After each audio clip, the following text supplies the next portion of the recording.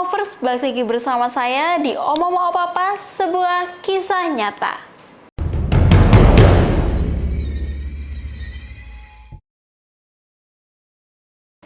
Omovers, kisah Omong Mau Papa pada kali ini datang dari seorang perempuan, kita sebut saja namanya Wahyuni.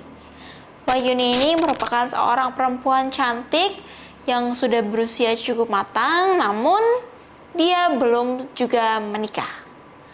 Jadi Wahyuni itu kerja, terus dia juga kurang memikirkan soal masalah percintaan atau apa. Tapi kedua orang tuanya ini tuh selalu mengojok-ojok dia buat, ayo dong, kamu kapan nikah gitu loh. Mendengar hal itu, si Yuni juga nih jadi capek gitu loh dengarnya, kayak, aduh ini orang tua aku nyuruh nikah-nikah terus. Beberapa kali dia coba untuk menjalin hubungan, tapi Wahyuni ini tuh kayak, nggak deh, kayaknya nih orang nggak pas deh buat jadi suami aku. Jadi Wahyuni ini tuh kayak perfeksionis banget orangnya, dia nggak mau sampai salah memilih suami. Waktu berlalu, dia semakin tua, dia semakin berumur, semakin matang. Adalah nih salah satu tetangga dekatnya mencoba mengenalkan Wahyuni ke salah satu kerabat suaminya dia. Kita sebut aja namanya Mas Yon. Jadi si Mas Yon ini, kerabat tetangganya Wahyuni ini, kenalin lah sama dia. Terus mereka mulai tukeran nomor telepon, mereka mulai chat-chatan, saling kasih kabar.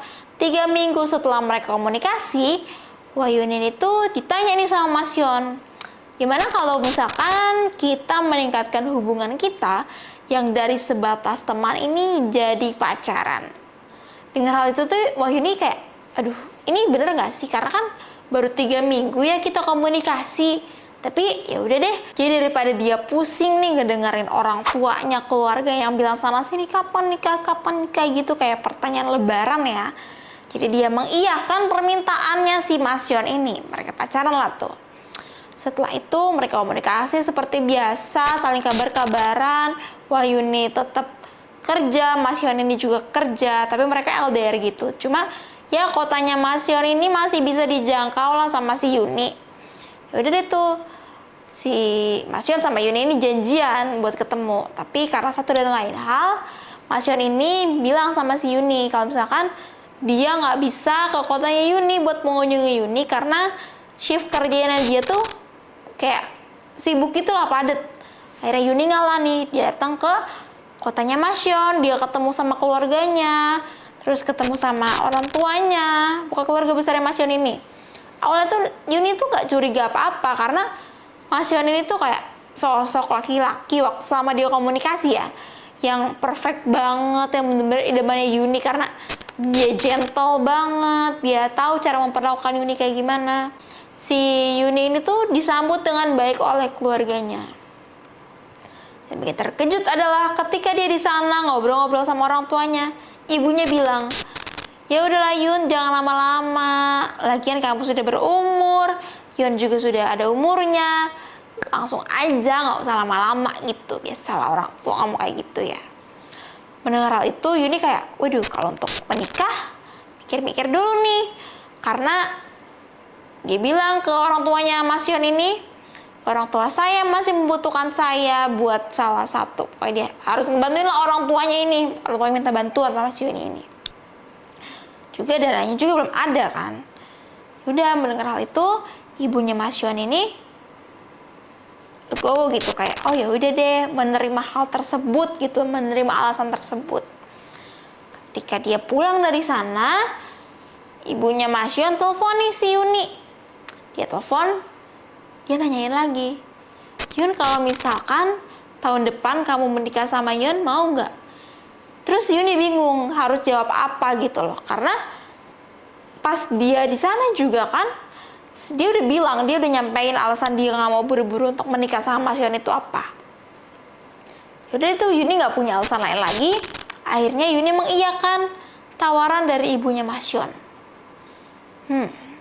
Udah deh, Yuni mau untuk menikah dengan Mas Yon di tahun depan. Dia bilang lah nih sama kedua orang tuanya.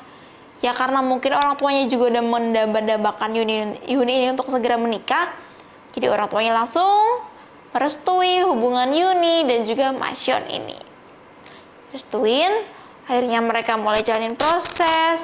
Si Yuni ini ke kotanya si Masyon, keluarganya juga untuk ngelaksanain lamaran lah apa dan segala macam. Dan tiba saatnya keesokan harinya nih mereka mau menikah. Pamannya Yuni ini tuh telepon Yuni, dia bilang, "Yun, paman mau ketemu, tapi jangan sampai ada satu orang pun yang tahu, termasuk calon suami kamu." Mendengar hal itu Yuni aneh kok, kayak kenapa nih aku mau ketemu gitu loh, tapi nggak boleh diketahui sama siapapun. Ya udah, karena sebagai anak yang baik ya, Yuni nurut-nurut aja. Yuni ketemu sama omnya di rumah omnya yang kebetulan tuh nggak jauh dari tempat tinggal orang tuanya si Masyon ini.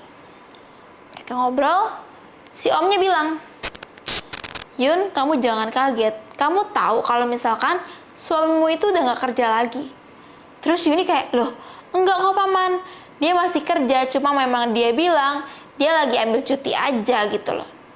Ya udah deh tuh, si pamannya ini tuh menjelaskan ke si Yuni kalau misalkan suaminya ini tuh udah dipecat dari kantornya dia karena dia melakukan kekerasan terhadap bosnya.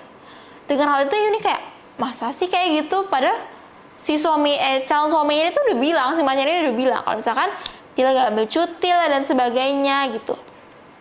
Ya udah itu Yuni bingung mana yang kira-kira harus dia percayain gitu. Kemudian si pamannya ini berusaha meyakinkan Yuni kalau misalkan suaminya ini tuh pernah masuk ke rumah sakit jiwa dan juga pernah ditahan di sana. Yuni bilang, "Aku tahu kok paman soal kejadian itu, si Masyon juga udah sempat cerita, tapi itu cuma kesalahpahaman doang paman." Terus pamannya meyakinkan lagi, "Yun, ayo dong sebelum terlambat nih," maksud pamannya gitu. "Kamu yakinin diri kamu dulu aja." Yaudah deh tuh, semalaman Yuni jadi mikir, bener nggak ya apa yang pamannya omongin? Apalagi ada beberapa hal yang cukup relate, tapi ya dijelasin terbalik sama si calon suaminya ini, sama si Masyon ini. Udah deh tuh, Yuni akhirnya merenung semalaman. Kemudian besok paginya dia tetap melakukan pernikahan tersebut. Dia tahu dalam hati kecilnya dia kalau misalkan pamannya ini pasti kecewa sama dia karena Yuni bandel sih, dibilangin nggak nurut gitu ya. Udah deh tuh, Yuni menikah sama si Masyon. Sebulan 2 bulan pertama Yuni mulai merasa, kok suamiku begini ya, nggak kayak waktu pacaran gitu loh. Sebulan pertama apalagi di Omovers, si suaminya ini tuh mulai menunjukkan sikap-sikap yang jadi temperamen. Apalagi ketika Yuni tanya, "Mas, kan ini jatah libur kamu nih, jatah cuti kamu harusnya udah habis, kok kamu belum balik lagi buat kerja?" Dengar hal itu, suaminya jawabnya sambil marah-marah. Temperamen banget ya. Udah itu, Yuni nggak mau ngebahas lagi. Yuni jadi mikir, apa bener ya yang dikatakan sama paman aku, sama om aku ini? Dia mikir lah tuh kemana-mana. Terus dia ngeliat juga nih, si mertuanya mulai ngatur-ngatur kehidupan rumah tangganya dia. Jadi tuh Yuni ini sama si suaminya itu tinggal berdekatan sama orang tua, mertuanya si Yuni ini, orang tuanya Masyon. Cuma nggak satu rumah Omovers. Tapi ya mertuanya dia itu cukup ngatur-ngatur, kayak kalau misalkan barang diletakin di sini terus dipindahin sama Yuni, pasti ngomel-ngomel. Padahal kan itu rumahnya Yuni ya, kayak gitu. Aneh. Jadi tuh kemudian si Yuni juga mulai gak tahan gitu sama perlakuan sama sikapnya si mertuanya ini. Berantem mereka suatu hari. Mereka berantem, mereka clash. Terus si mertuanya bilang kalau misalkan dia nggak bakal mengunjungi rumah itu lagi. Udah tuh, Yuni tenang. Tapi 2 hari, 3 hari kemudian dia mulai melihat sikap suaminya yang aneh. Suaminya tiap malam tuh jadi sering mundar-mandir, bolak-balik. Terus gak pernah ngobrol lagi sama Yuni. Mondar-mandir itu kayak bener-bener kayak aneh gitu, mondar-mandir depan belakang, terus teras dapur kayak gitu. Yuni kayak mikir, waduh pamanku jangan-jangan bener nih. Jadi tuh dia mulai ngeliatin lagi. Tapi kalau misalkan pagi nih, si suaminya itu berlagak kayak ketakutan. Terus dia nggak mau keluar rumah, dan kalaupun keluar rumah suaminya pasti bawa pisau kemana-mana. Itu yang bikin Yuni jadi kayak Ih, serem banget ya. Yuni nggak bisa berlaku apa-apa, Yuni nggak bisa berbuat apa-apa. Yuni cuma bisa berlindung, dia berdoa, kayak dia menjauh dari si suaminya itu.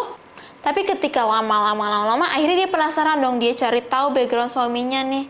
Terus dia jadi mikir, apa jangan-jangan yang bisa nenangin suaminya ini itu cuma ibunya aja kali ya. Karena setiap ibunya datang, si suaminya ini tuh jadi normal lagi, balik lagi gitu loh.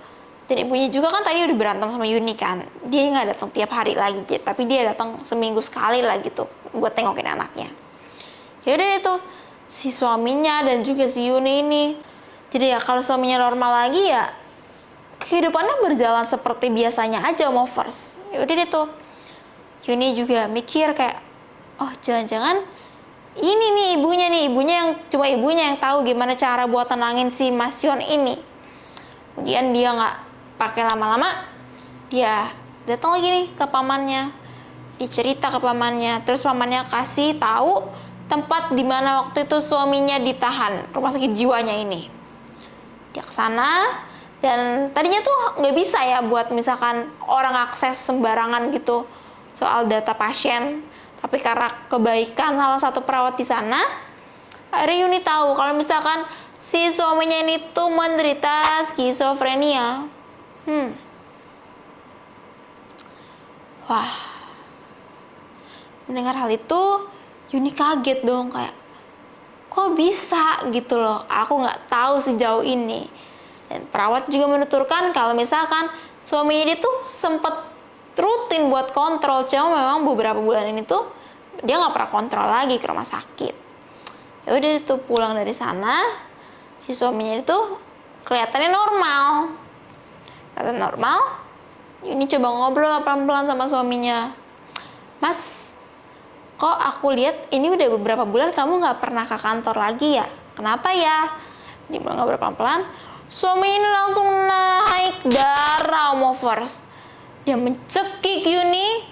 Dia bilang jujur sama Yuni, kalau misalkan dia udah dipecat dari kantornya. Mendengar hal itu Yuni semakin yakin, wah bener nih, om aku bener nih, nggak salah, bener. Kemudian Yuni menyesal dalam hatinya, tiap hari dia diliputi rasa takut. Dia mikir, jangan-jangan nanti gue dicelakai juga ya sama kayak bosnya dia. Semakin hari semakin ketakutan, dia coba mencari tahu nih tentang penyakit suaminya ini nih, si skizofrenia ini. Terus dia baca-baca beberapa artikel, gimana cara penyembuhannya, gimana kalau misalkan pasiennya kumat, dan sebagainya. Udahlah nih, dia tahu. Terus karena mungkin dia tiap hari gak merasa safe, gak merasa aman, dia alibi, dia cari kerja di kota itu. Dia bilang sama suaminya, Mas, aku udah keterima kerja nih, aku izin ya buat ngekos di dekat tempat kerja aku. Jadi si Yun ini memutuskan buat tinggal pisah dengan suaminya. Di lubuk hati yang paling dalam tuh Yuni sebenarnya nggak tega Movers. Tapi hal itu dia lakuin buat keamanannya dia juga. Dia mikir takut dia diapa-apain gitu sama suaminya karena si penyakitnya itu tadi. Yaudah tuh, suaminya bilang apa coba? Pas ketika Yuni minta izin, terus Yuni bilang, aku takut kalau misalkan nanti aku ngerepotin kamu dan kamu jadi marah-marah terus, kayak nggak enak aja. Suami dengan lembut bilang ke Yuni, sayang, kapan aku marah-marah sama kamu? Ngeliat gelagat suaminya yang manis banget kayak gitu, hati Yuni semakin iba dong, kayak, duh gue nggak tega banget nih ninggalin suami gue kayak gini, kayak merasa kasihan gitu. Tapi di satu sisi Yuni juga butuh keamanan dan kenyamanan gitu loh. Ya udah tuh dia membolehkan tekad, akhirnya dia pindah dan sampai hari ini dia belum pulang ke rumah. Dia paling nengokin suaminya itu sebanyak seminggu sekali lah sama kayak ibunya gitu. Nah sekian dulu cerita kita pada hari ini Omovers. Pesan yang kita bisa petik dari kisahnya Wahyuni ini adalah kalau kita mau menikah jangan buru-buru, apalagi kita dijadiin orang ya. Harus kita lihat bibit bebet bobotnya, bener tuh kata orang tua zaman dulu. Jangan pernah dilanggar. Jangan karena umur kita udah tua, terus ada orang yang ngelamar, jadi kita keburu-buru buat nikah gitu. Jangan ya Movers, kita harus tetap lihat background si orang ini dulu.